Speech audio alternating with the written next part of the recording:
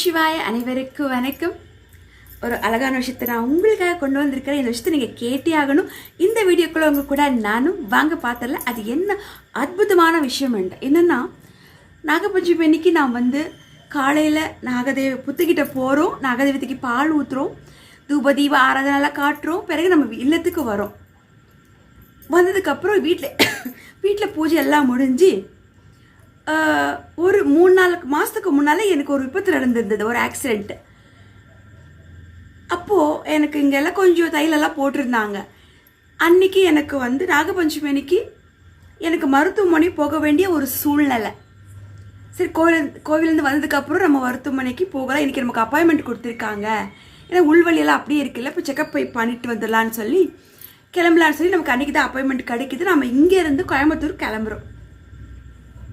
கிளம்பிட்டு அங்கேவே நமக்கு டாக்டர்கிட்ட வெயிட் பண்ணி பார்க்குறதுக்கும் மெடிசன் எடுக்கிறதுக்கும் லேட் ஆயிடுச்சு. கிட்டத்தட்ட மாலை நெருங்கிடுச்சு. நான் திரும்பி வீட்டுக்கு அடிச்சு பிடிச்சி நம்ம வீட்டுக்கு பொய்யே ஆகணும்னு சொல்லி ரொம்ப ஸ்பீடாக எப்படியோ என்னுடைய தம்பி என்னுடைய இல்லத்துக்கு கூட்டி கொண்டு வந்துட்டுருக்காங்க வண்டியில்.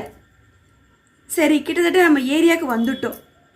அங்கே ஒரு 3 முக்கு இடத்துல நம்ம வீட்டிலேருந்து ஒரு 2 வீதி தள்ளிங்க அங்கே ஒரு அழகான அம்பிகை ஆலயங்க, அம்பாள் கோவில்.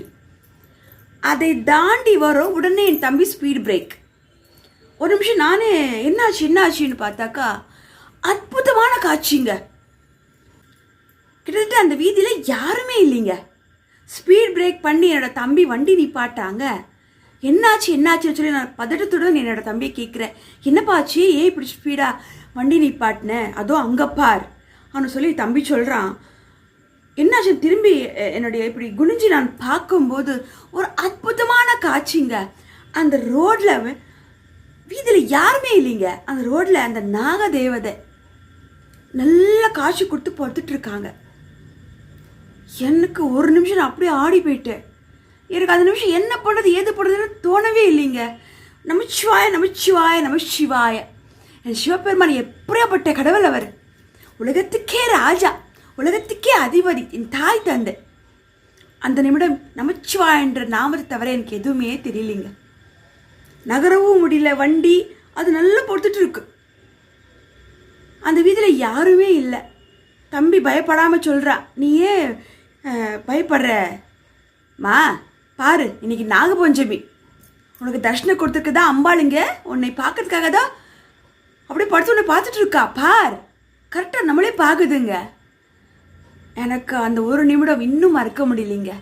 நமச்சிவாயன்னு சொல்லி கண்ணு மூடிக்கொண்டே இருக்கிறேன்னு தவிர வேறு எதுவுமே எனக்கு மைண்டில் ஓடலை.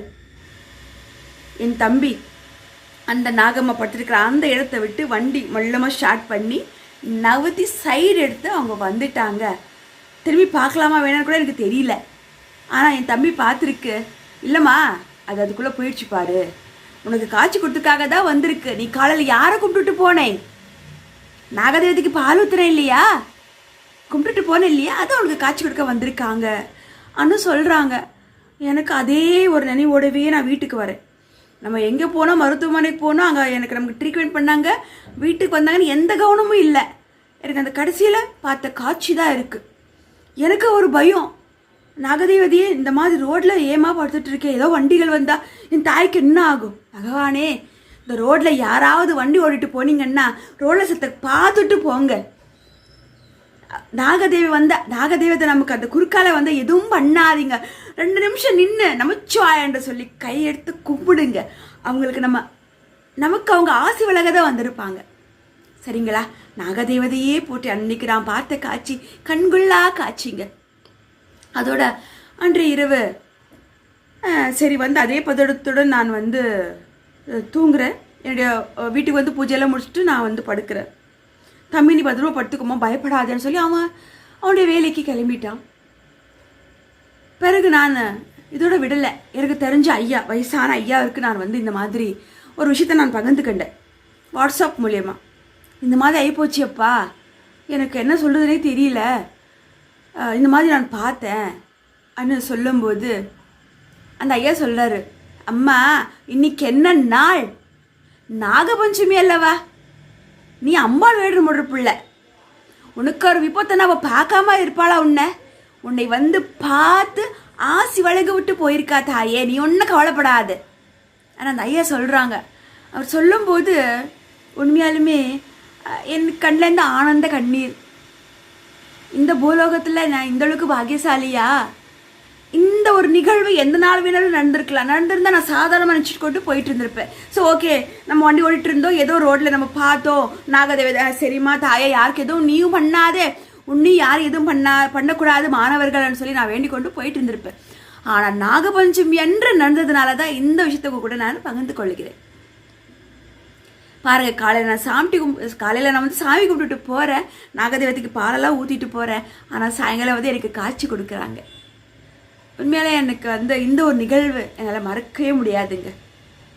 நாம் எந்த அளவுக்கு இறைவனை நேசிக்கிறோமோ எப்பொழுதும் நமக்கு ஒரு வழிகாட்டியாக இருப்பாங்க. அதே மாதிரி நம்ம ஒரு மருத்துவமனைக்கு போகிறோம், எனக்கு ஸ்கேன் பண்ணுறதுக்கு அதுவே லேட் ஆயிடுச்சு.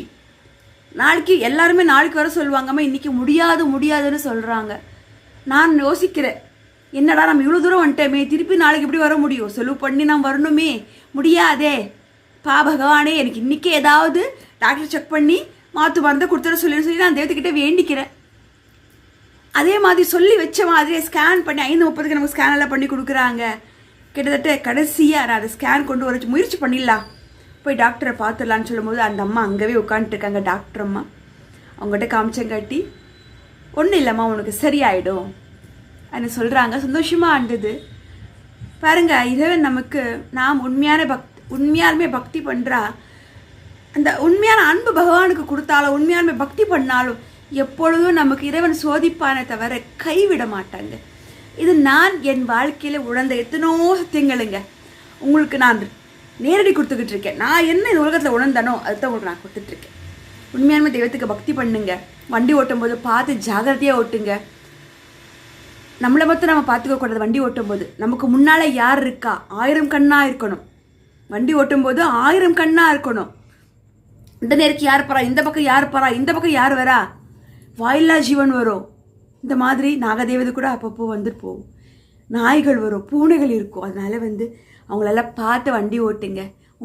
எனக்கு அன்றைக்கி கிடச்ச அந்த பாக்கியம் உங்களுக்கும் கிடைக்கட்டும், அந்த ஆசீர்வாதம் சொல்லி நானும் இறைவனை பிரார்த்திக்கிறேன்.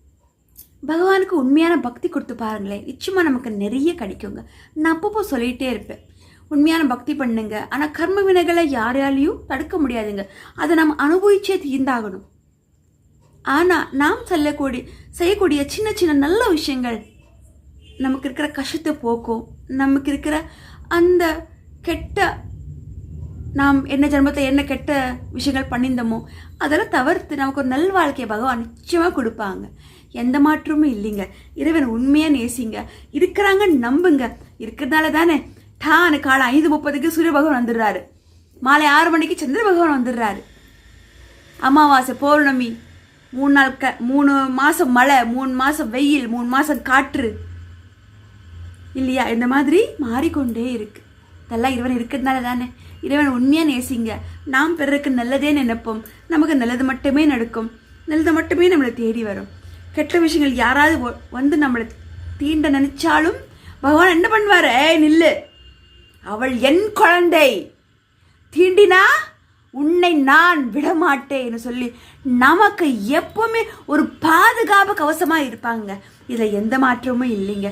அன்னைக்கு நான் பார்த்த அற்புதமான காட்சி நாகதேவதை, அந்த தாய்க்கு கொடான கொடி நின்று நாகபஞ்சமி அன்னைக்கு எனக்கு வந்து காட்சி கொடுத்தாயா என் தாயாரே, நான் என்ன பாக்கியம் செஞ்சானா இந்த மாணவ உலகத்தில், எப்பொழுதும் எனக்கு ஒரு துணையாக, எனக்கு ஒரு வழிகாட்டியாக இரு. நல்லது மட்டுமே இந்த உலகத்துக்கு நான் கொடுப்பேன், நல்ல விஷயங்கள் மட்டுமே பண்ணுவேன். தாயே அம்மா எப்படியே புட்டினத்தான் ஈஸ்வரரையே போற்றி போச்சு. இந்த வீடியோ உங்களுக்கு பிடிச்சதை 2 பேருக்கு ஷேர் பண்ணி விடுங்க. இந்த மாதிரி நல்ல ஒரு ஆன்மீக விஷயங்கள் பிறரும் தெரிஞ்சுக்கிட்டோமே இல்லைங்களா? இதுவரை இதை உங்கள் என் விகாஷ் யூடியூப் சேனலை சப்ஸ்கிரைப் பண்ணாமல் இருந்தால் பண்ணிக்கோங்க. எனக்கு தெரிஞ்ச சில பல ஆன்மீக விஷயங்கள் உங்கள் கூட நானும் பகிர்ந்துக்கிறேன். நன்றி, வணக்கம். வெற்றியல் மிருக வெற்றி முடிதான் வீரமுனிதான மிருக பெருமானியை போச்சு. ஓம் நம்ம சாமியே தனி பகவானே. நன்றி, வணக்கம்.